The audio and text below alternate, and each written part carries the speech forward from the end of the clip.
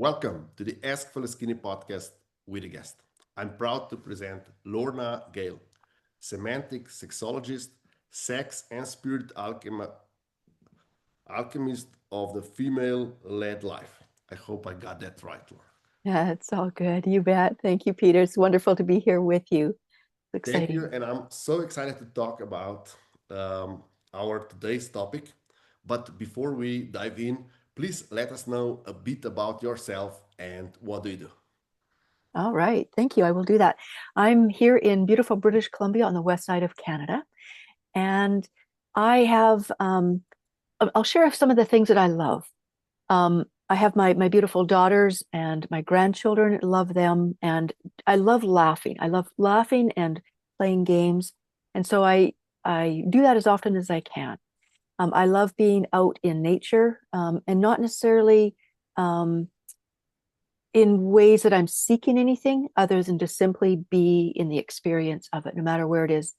Feet on the ground, listening to the sound of water, listening to the birds. To me, it's just a beautiful connection.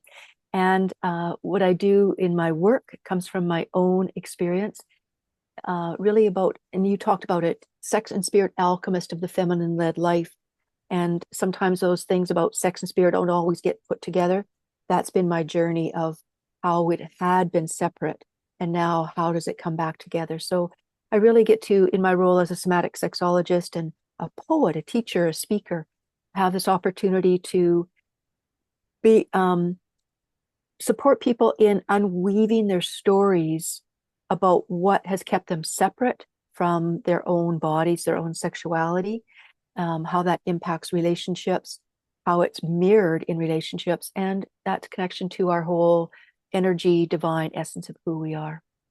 So I get to work with people and virtual and in person through a variety of ways. But again, it really comes back to that helping them to come back home to themselves. Amazing.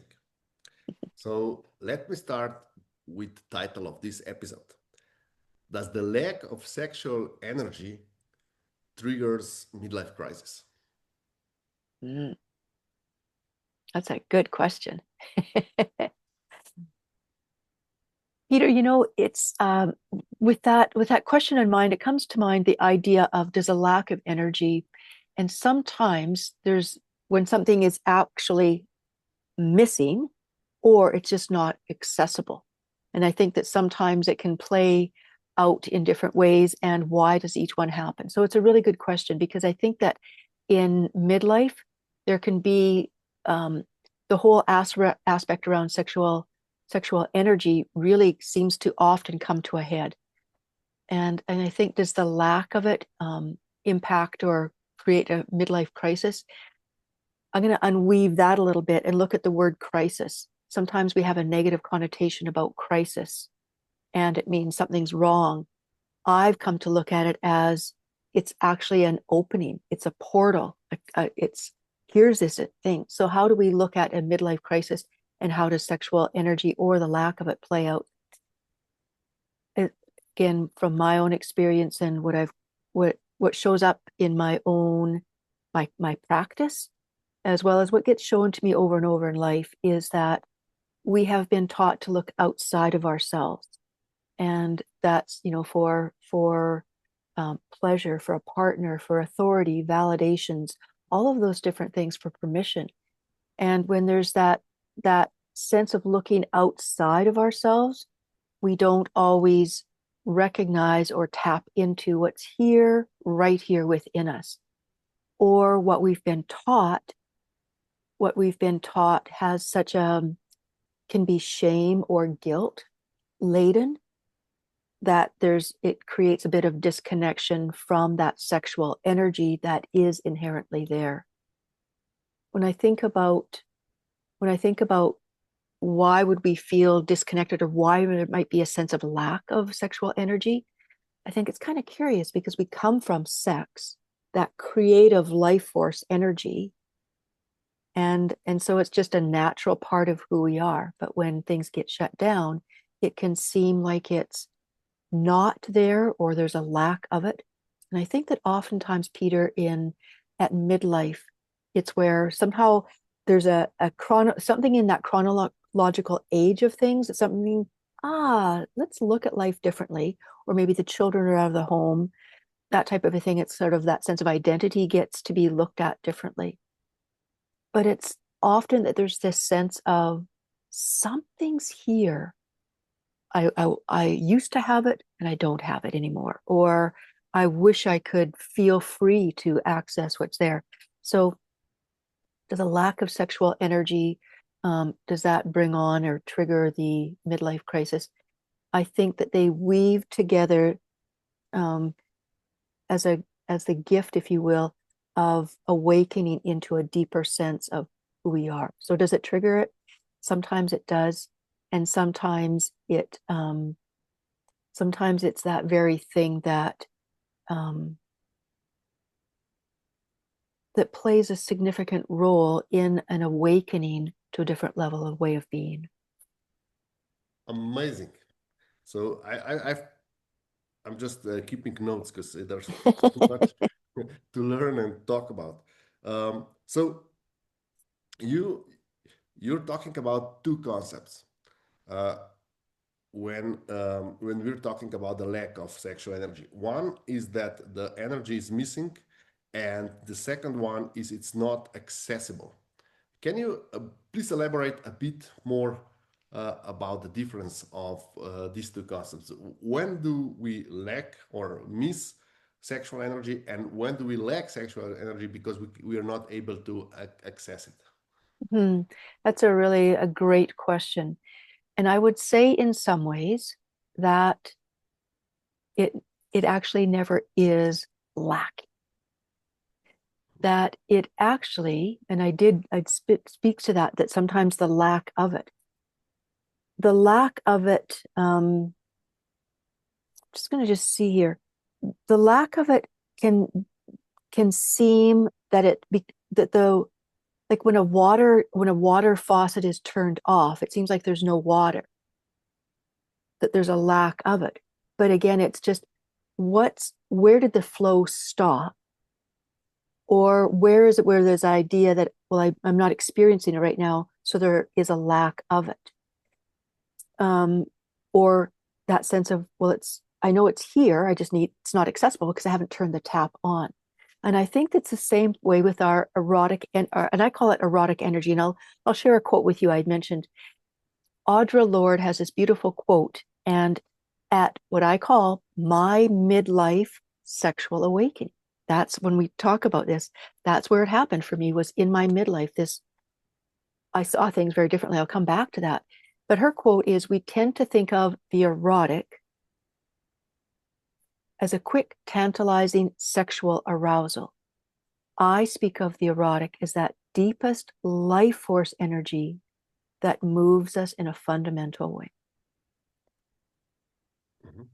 So, Peter, the way that I look at it is, as long as we are breathing, there is that sexual, erotic life force energy flowing through us. We're breathing, we're here in human experience. It's there. Okay, that is important. What I would like to know, because you mentioned that a lot of people are not connected to their body, and you mentioned something in a line, if I understood correctly, that connection with the body is the easiest through our sexuality. Can you elaborate a bit about that, if I understood the concept correctly? Sure. Let's unpack it a little bit, and I love that you're asking questions for the clarity and to reflect how you're hearing it. um, and I'm going to ask you to ask your question again now. I just want to listen to it at a deeper level. Okay. Is it is sexuality the only way to connect to our body?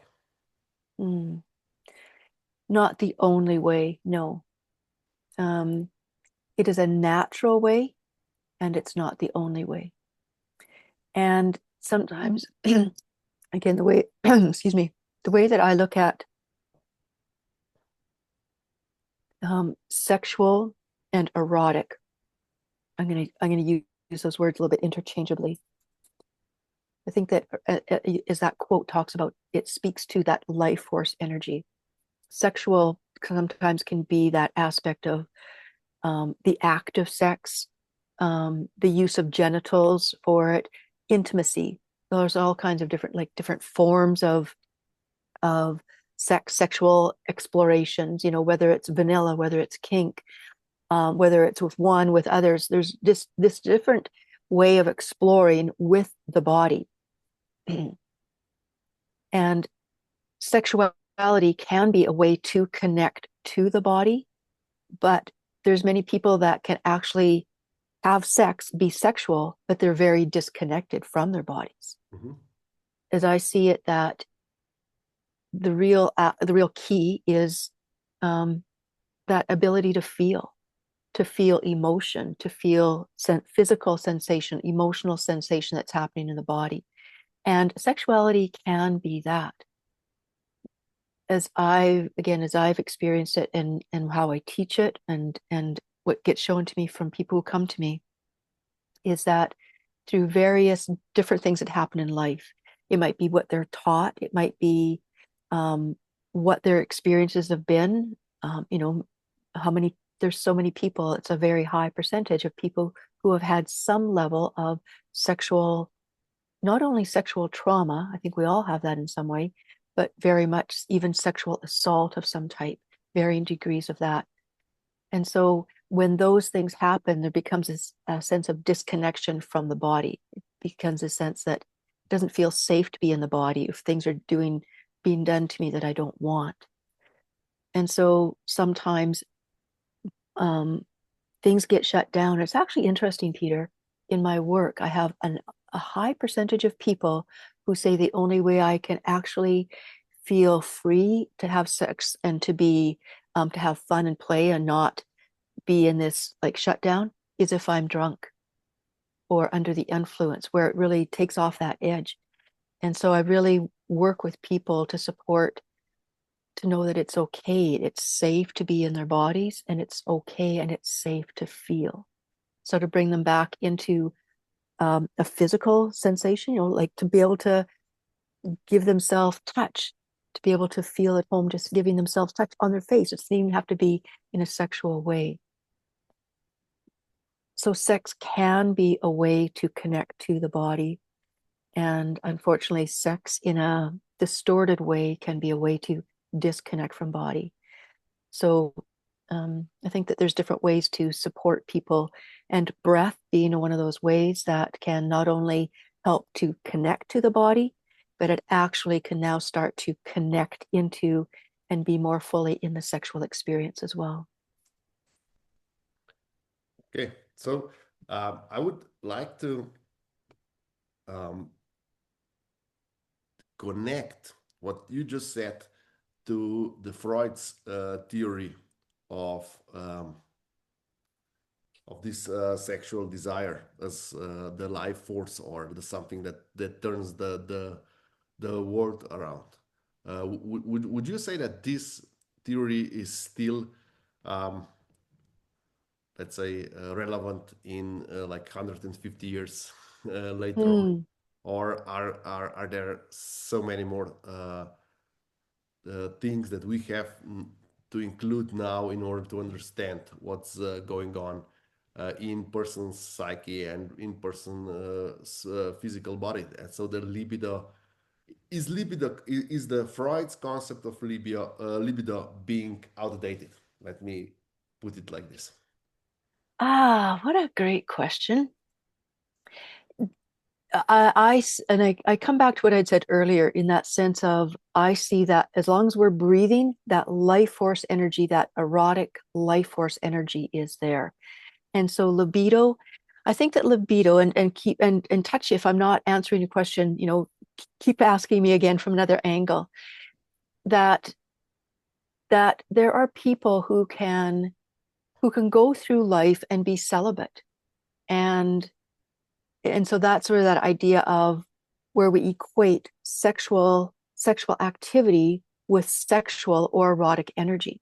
And they don't have to be one and the same. They can be expressions.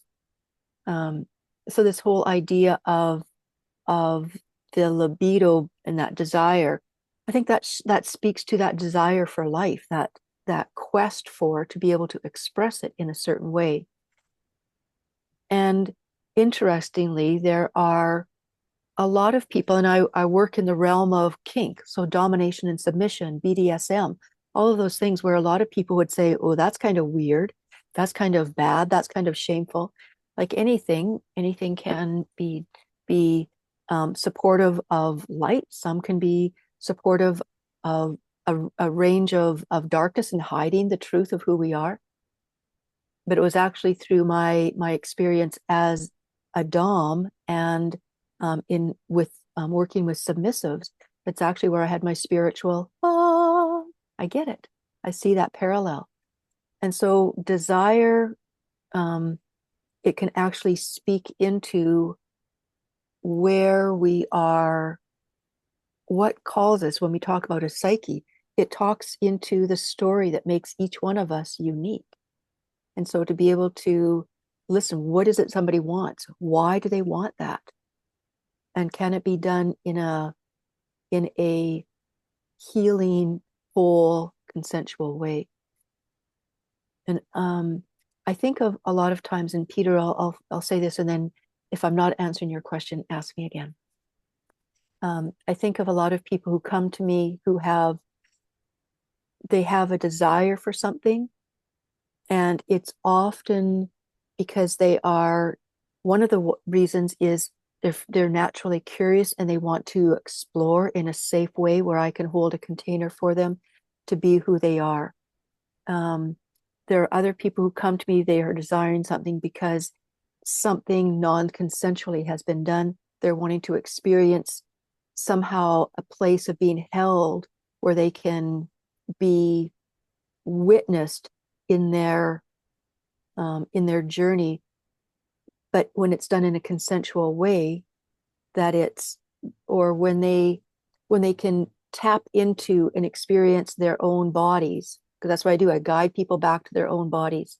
When they can connect to their own bodies, it helps to move through that disconnection of something that was done non-consensually to them. Okay, so uh, I just got an idea when you explain about the BDSM, and Mhm. there are also a lot of fetishes that are really popular these days. Um, are are these fetishes just um, an, how I say, not an excuse, but a way to try to force life energy, to get to life energy? Because um, is there is there are fetishes just a way to help people um, to come or to experience the life energy? Mm. Um, and when I'm just going to come back to life energy, a lot of people can talk about it, and I talk about it sort of an energetic thing. A lot of times people also talk about that life force energy in a physical sense, where for a male to ejaculate, it's that life force energy that's being expelled. For women to have their own ejaculation, female body, male body. And so that life force energy, and it gets expelled. And so there's this idea of, oh, wait a minute, we only have so much. So let's hold it in. Let's not ejaculate. Let's hold that, retain that ejaculate, retain that semen. And so there's one level of looking at it that way, where to retain it can actually create a whole different things. And one of the ways that I teach things is how to retain that, how to build that erotic energy, retain it, and how that can be used sometimes for epiphany, sometimes that get used for whole body orgasm, sometimes clarification, sometimes deep peace, sometimes the clearing of trauma, and a down regulating of the nervous system. So all kinds of ways that can happen when that is cultivated and retained. Absolutely. Um, and for some people, the fetishes that you talk about, there is that turn on that happens where, yeah, I love doing this. And then they connect that to that ejaculation or that expression of that life force energy in physical form, if you will. When I think about life force energy as the energetics itself, I look at it from where we have come into this human experience from our wholeness into separation, separate in male bodies, female bodies, separate from humanity and spirituality. All there's us, there's them. So there's that outside, looking outside, that we're separate, and there's this quest to try to come back. We talk about even, sex is two shall become one. That I think that that's in many ways, Peter, this big thing, and it shows up in midlife so much because we've lived life, we've gone, and had all the fun times and this and that, or started a family, and now it's kind of like, wait a minute, who am I? Who am I? And so it's like that life force energy, life itself is saying, come on, come on, connect into that life force energy that is oneness. And so the fetishes oftentimes are ways of, number one, of connecting into that sense of feeling. We often come from, as I talk about it, that women are often taught you're emotional, but don't be sexual. You're a slut if you're too sexual, right? And save yourself for marriage. Be a good girl. Guys are taught, you're sexual. Men will be men, boys will be boys, but don't cry. So at some level, we're all taught shut down some element of us that is very natural, wholesome, and is an expression of that life force energy. So when there's these different explorations, different fetishes that happen, different things that want to, to experience things through a BDSM domination submission piece, I see it is that in the human experience, it's that coming back home. I want to feel what it's like to not be in control. I want to feel what it's like to feel the sting of a whip on my skin. I want to feel, or for a woman to feel unfettered, and I can be who I am sexually. And so I see that each of those fetishes tap into that psyche that's saying, it's time to come home. That recognition at a deep level, where with the Freudian aspect of things, that psyche, those desires are calling us back home to our oneness within.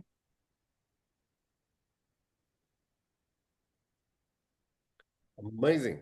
So we talked so much about the theory. So where should midlifers start searching for their sexual energy?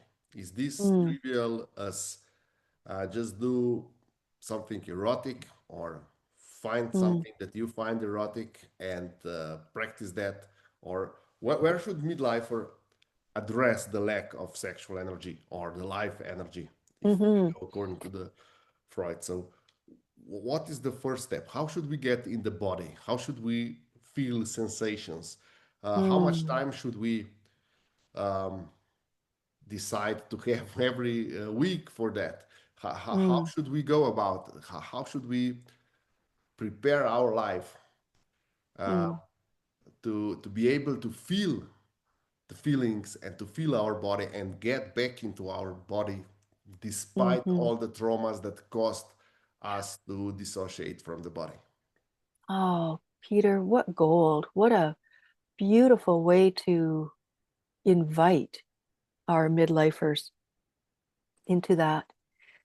And I say it starts right here with each individual, to not be looking, okay, what can my partner do for me? What can a boyfriend, girlfriend, lover do for me? It's kind of like, what can I do? Who can I be with and for myself? So, first of all, is to start to be our own best lover. And again, sometimes when we think about lovers and the whole thing of that life force energy or sexuality, we think of genitals. Kind of like, let the whole body be an erotic instrument of that life force energy. Um, breath in its simple way is just when you breathe to feel your body move. Just take a moment. The breath is there. It's happening all the time. Start with something as simple. You can do it wherever you're at, in a restaurant. People think, well, what does that have to do with erotic energy? Because we're starting to bring our awareness to the body. We're feeling it move. We're starting to connect to. We're not having a sense of judgment. We're just noticing and feeling what is. And from there can be that awareness of the body that all of a sudden there might be a desire that shows up. It's kind of like, oh, I just want to feel like, I just want to touch on my neck. So there's different ways that we can do that. Oftentimes, Peter, we touch people. If people are in relationship, we touch people, we touch people the way that we want to be touched. So give yourself the touch that you would like. If you would like to have genitals touched, touch your genitals. If you want so slow touch on your face, touch your face. And some people will say, that's weird. Why? Why? Why would we want or expect somebody to do something that we wouldn't do for ourselves? Why? Because we've been taught, look outside. Look outside, depend on somebody else. You're not whole unless you're in a relationship. It's kind of like, that's the lie. I call it out. That's the lie. You are whole and complete within. And as you come back home to yourself, I talk about functional touch. Everybody, we shampoo our hair, we get clothes on.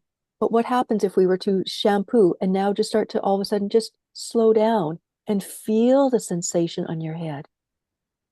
And if it feels like, oh my goodness, this feels good, good. Let it feel good. Let yourself connect and feel.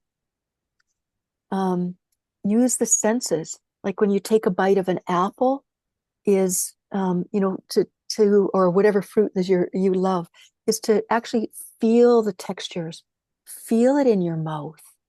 Like, oh my goodness. Let every act that you do, the wind on your face, becomes an erotic sexual experience because you are with those senses.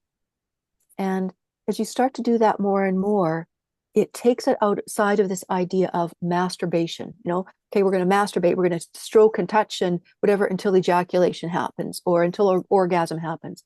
Ejaculation and orgasm aren't the same thing. They often happen at the same time, so we think they're one and the same. They're not. But to be able to, as if there's that idea of that's what it's all about. And I don't even use, and the word masturbation comes from the word shame. It comes from that whole aspect of shame. There's something wrong, something less than, and how what people are often taught. If you masturbate, you're gonna grow hair on your hands, or you're gonna go blind. So there's so much shaming around this natural thing. When we're born, for the majority of people, if you were to stand there and you put your hands clasped together, where do they join? They go right over to the genitals. Our arms and hands are the perfect length to touch to our genitals, to touch and explore our body. So it's such a natural thing where there is no shame. That's the lie. That's the illusion. That's a part of the story. And so I don't even I use masturbation as a reference point, and I say, good, let's put it in the compost. And now I refer to it as personal erotic practice. Add some pep to your day. And pep might be in that feeling the water on your skin. Let that be a part of your personal erotic practice because you're feeling the body. And this is where sometimes when we talk about as midlife people that are really trying to reconnect to their sexuality, to that life force energy, it's often dependent, like, oh, who else can I do? What can I learn? It's just, you've got it. Your pleasure is in your hands. Whether it's, giving yourself the hug, whether it's touching your genitals, whether it's touching and exploring your anus, whether it's feeling what's it like to touch between your toes. Where are those spots on your body that you love to touch? So really exploring. So that's where I say, start there. Start right at home, right here. Amazing. So another stereotype that I would like you to confirm or just say that it's not true is that if we're healthy, so indication of health is that we're able to be sexually aroused. Is that correct? Hmm. Interesting. That's a complex question in the sense that a lot of things can keep us from being sexually aroused. Some of that might be going back to trauma. Some of that could be from teaching, where I'll give an example, Peter. I was raised in a Christian home, a very conservative Christian home, and taught to, save myself for marriage, which I did. I was a good girl. But I was so conditioned that anything other than what happened in my marriage, like that's my body was, I took it to the place where saved myself for marriage. Okay, I did. But it wasn't just a matter of, okay, now I can have sex. It was that somewhere I took it in very deeply. And women confirm this as well. And even men as well, because it creates guilt and confusion when they go against this. But this idea that if I'm supposed to save myself for marriage, anything other than that is wrong, pure, sinful, etc., shameful. But it means that my body isn't mine, my sexuality isn't mine. It belongs to that marriage. It belongs to my husband.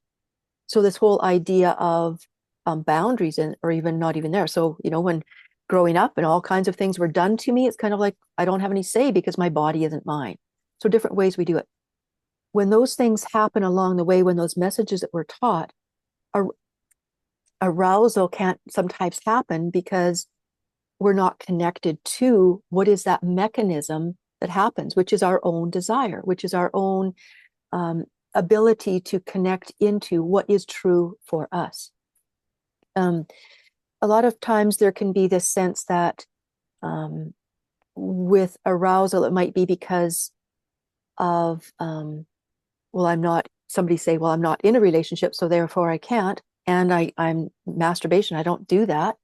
So there's this idea that that arousal isn't available because, well, it belongs in a certain container, as opposed to a healthy, natural, nourishing part of the human experience. It also can be the sense that people can think, well, when we get to a certain age, when we get to midlife, things don't work as well. And so arousal doesn't really happen. But often it's because we're not being true to ourselves, and we don't necessarily know how to be true to ourselves because we've been so dependent on how do we please other people, people pleasing sexually, people pleasing in general in life. We don't necessarily know what we want, what turns somebody on that could lead to arousal. And it could also happen, Peter, that when somebody doesn't feel safe in their environment, arousal isn't going to happen. Because arousal, there can be a physical response, but the emotional response where arousal really happens and connects to and is the fountain of that doesn't happen that way.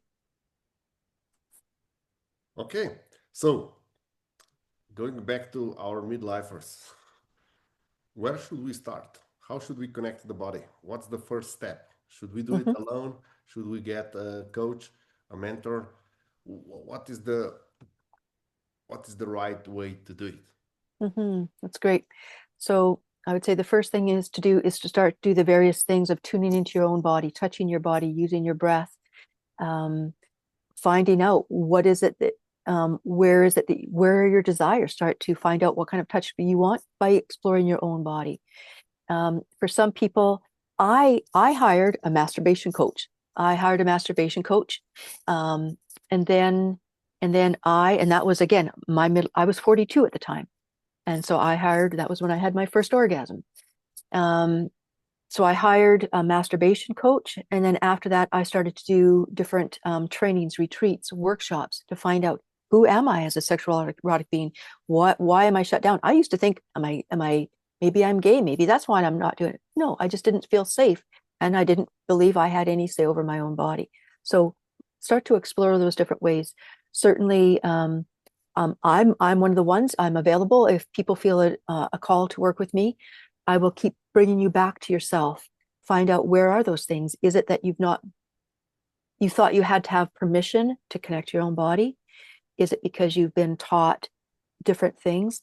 Where are some traumas? I've worked with, in working with many people who have had sexual trauma from childhood even. We're working through and helping them to feel it's okay to feel. You can feel safe in your body.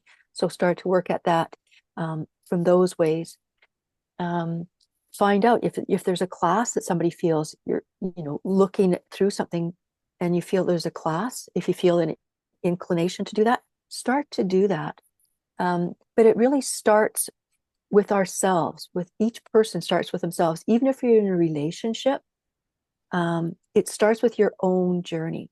And sometimes some couples they're each going through that in their own journey. And they sort of, how do they learn together? How do they unlearn together? How do they heal through their own journeys and then in relationship to each other?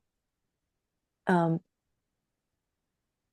I think, Peter, those are some of the ways to do it. Is I remember for myself when I hired a masturbation coach. I went to different retreats and classes and workshops. I went to the practice that I went to, and this is a really powerful one, is to do a mirror meditation, which is really to go into a PEP, personal erotic practice, masturbation, in front of a mirror and start to see what comes up, start to encounter and that for me, again, that was a big part of my process. That was actually what led to my midlife sexual awakening. I literally met myself in the mirror. It's kind of like, orgasmic? Are you kidding? This is gross. This is disgusting.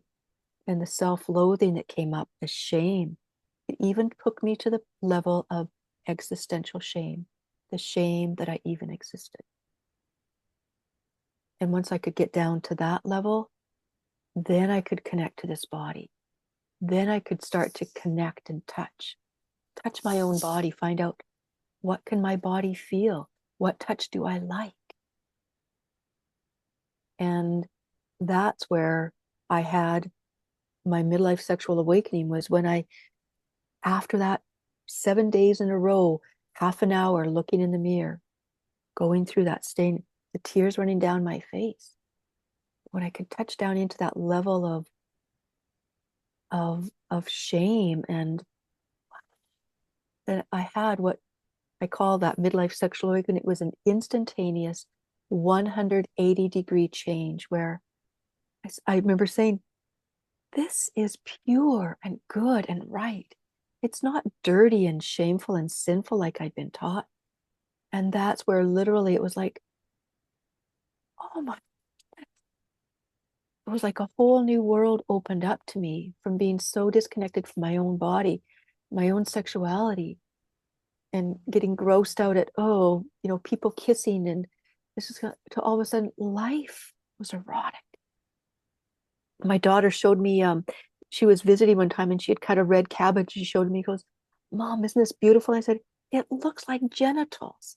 And it was just like life was erotic. That breeze on my face, the bite of the apple. I had an orgasm taking a bite out of an apple because I was so tuned into my body. That level, that shroud of shame had come off. So that's what I invite our people to do, is connect in, taste, feel, smell. All of that is a part of that personal erotic practice, that life force energy that is living and breathing, that can inform your desire, that can support that arousal because now you're connected to yourself. That creativity, that life force energy is creative. If you're creative, don't say, I'll get to that later. No, go and be creative. In fact, I have one of my earlier clients. She came to me at the age of 73, so it's never too late when we talk about midlife crisis. She was actually a world-renowned artist, and she came to me. She said, "This sexuality," she said, "it's just getting annoying. Please help me shut it down." I said, "Okay." So it was just sort of that piece of, coming in and doing some body work to say, to let her release it, just release that connection to it. She just wanted to shut it down. And in the process of this session, she had this awareness. And after she said, shut it down, Why would I do that? Please help me to bring it full force to the point where she actually would be doing her personal erotic practice that in her while she was doing her paintings, that life force energy.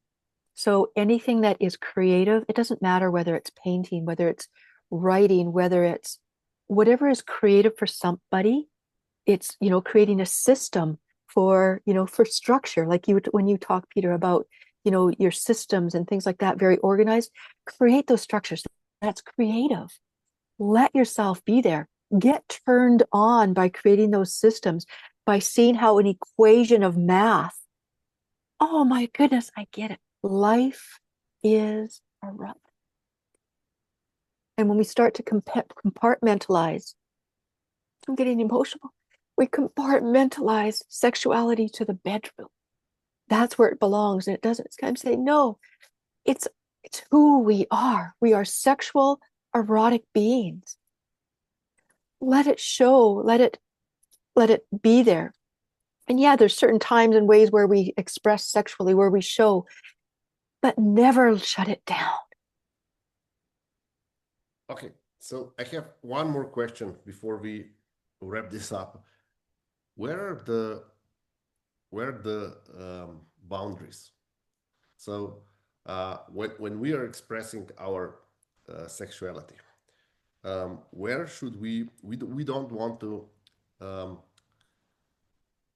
to force someone into that or make them feel unpleasant or so where are the boundaries? How should we know where the boundaries? Because now sexual harassment has become such a big thing, and how do we know that we are just not expressing ourselves and that we are already harassing someone? I think Mm, that's a big topic right now. So what's your take on that? it sure is a big topic. This whole aspect of boundaries, consent, harassment. And from a personal experience, for one to know their own boundaries, I say that's actually, it can be felt. That's what I teach in the compass of consent is, what does that compass? What does it feel like when you are coming from a place of consent? Because consent feels aligned and congruent. So I take people into that through the program of the compass of consent, helping them to not find it, but to remember it, because it's been there since childhood. It's been there. So how do we come? And then that helps people in relationships in our work environment to come from that aligned place, that compass within. So the boundary starts not as a protection, but as a place of what is true for each person. And that's a big part of it. And so then any interactions give that opportunity for each person to be in that place of consent. But when we haven't believed or haven't been taught that our boundaries count or matter, or we don't even know, I don't even know where my boundaries are, then that's where it can be very confusing. It can be very guilt laden. It can be so much shame to it. But when that is clear within the body, it's kind of like, okay, that's the compass from which I move. Certainly in workplaces, there are parameters that are talking about within a context. This is what's appropriate. This is what's here and there. And so I think to be able to honor that, because we talk about not only the boundaries of individuals, but there are boundaries of organizations. A business can have its boundaries. A country has its boundaries. This is how we operate. This is what's true for us. And so to be able to honor those, that's what allows that if any interaction, if there's one that's not in a place of consent, if you will, or alignment, or from that place of inner boundary, then consent isn't happening. It has to be on all. Okay, we agree. And sometimes negotiation happens to find, okay, yeah, we can agree on that. But if one person or one entity is not in alignment, then it's not in a consensual way. And so the boundaries, I think that's where I would say, Peter, is again, it starts within. It starts within.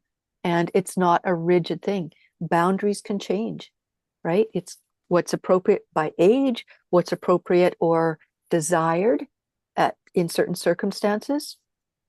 It changes. So that's where the thing is, because the compass comes from within. The boundaries are felt from within. wherever we go, there we can feel it. We know our boundaries, go from there. Thank you for all these insights. And before we really wrap up, where can our listeners and viewers get in touch with you? What would be the best way to get in touch? I'm on Facebook, Lorna Gale. I'm on LinkedIn, a little bit inactive on LinkedIn right now, but I'm there. Each place you can send me messages, do it that way to connect. Um, my website right now, it's lornagale.com. It's down right now as it's being rebuilt. Those are some different ways for people to get a little bit of a taste about what I do and to look at some testimonials. I have a page on the Trusted Bodywork site, so trustedbodywork.com. That'll give a sense. And any of those are points that you can message me. And my email is lorna@lornagale.com. Lorna, thank you very much for all these insights and for sharing your story and stories of your clients. Um, this was an amazing insight, and thank you. Really, I believe we shed a lot of light on what's going on in midlife crisis and what we should pay attention to. Because I believe the sexual energy and the erotic energy is something that we don't put enough stress on, and we just go by like, okay, this will happen or something like that, and we don't see something as worth working for, or worth um, having time, dedicated time for that. We have dedicated time for everything, for gym, but we don't have time for ourselves to take care of our needs, as you call it, and to Mm-hmm. feel ourselves. Yeah. So, thank you again for all the insights, and I'm Thank, really grateful for what you did for our listeners. thank you so much. It was wonderful to be here, Peter. Thank you. And I'm grateful for the opportunity to shed light, to support our listeners in whatever way, um, in whatever way I can in their journey home to themselves.